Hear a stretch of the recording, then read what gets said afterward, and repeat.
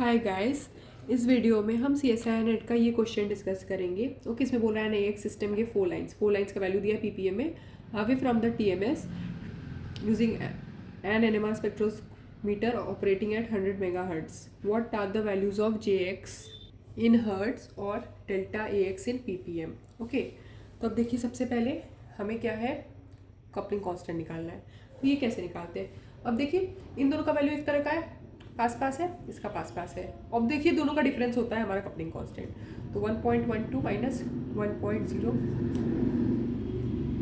Okay, इतना ppm है। ठीक है, ये पीपीएम में दिया है, टीएमएस इतना इतना, हर्ट्ज में हम लोग को पूछा है। तो ये कैसे होता है? अगर ये पीपीएम में होता है ना, सोचिए तो हम लोग कैसे निकालते हैं। आपको सबसे पहले पता होना चाहिए कि नीचे वाला मेगा हर्ट्ज में होता है और ऊपर वाला हर्ट्ज में होता है, तब हमारा आंसर पीपीएम में होता है। तो पीपीएम दिया ही हुआ है तो हर्ट्ज में निकालना है, तो क्या करेंगे, पीपीएम को इससे मल्टीप्लाई करेंगे।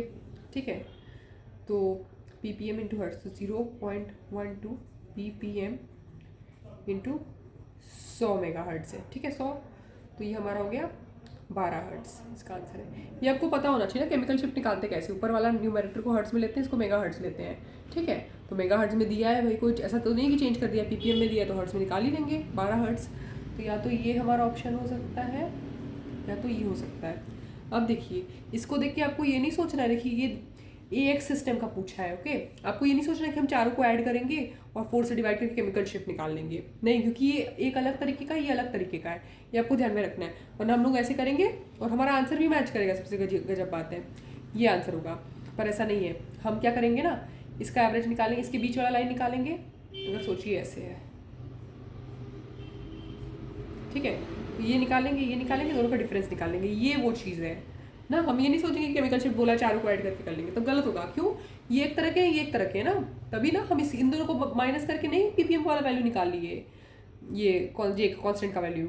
ओके, सेम वाले किससे माइनस किए हैं, तो इसको इन दोनों को माइनस करेंगे और इन दोनों को अलग माइनस, इन दोनों को इनके बीच वाला लाइन निकालेंगे, इनके बीच वाला निकालेंगे और फिर दोनों को सब्ट्रैक्ट करेंगे।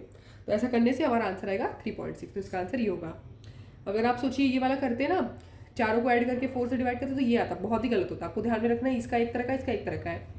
तो इसका एवरेज निकालेंगे सबसे पहले और उसके बाद इस वाले का एवरेज निकालेंगे। ओके, तो जैसे 1.12, 1.00, 2.12 का एवरेज निकालेंगे और 4.72, 4.60, 7 2 14, इसका एवरेज निकालेंगे। अब देख सकते हैं कि अगर हम इसका एवरेज निकालें इन दोनों का 4.72 और 4.6 का, तो 4.66 आया। इन दोनों का किए 1.06 आया, दोनों को सब्ट्रैक्ट किए 3.6। ये बहुत ध्यान रखने वाली बात है। समवॉट उसका डिफरेंस पूछ रहा है, ये ए एक्स है, क्योंकि 4 को ऐड करके डिवाइड बाय 4 करेंगे तो गलत आंसर आएगा। ये हमको सोचना है ना कि देखिए इसका वैल्यू भी तो अलग है, 4 है भाई, इसका 1.12 है, उसे समझना है आपको। Thank you.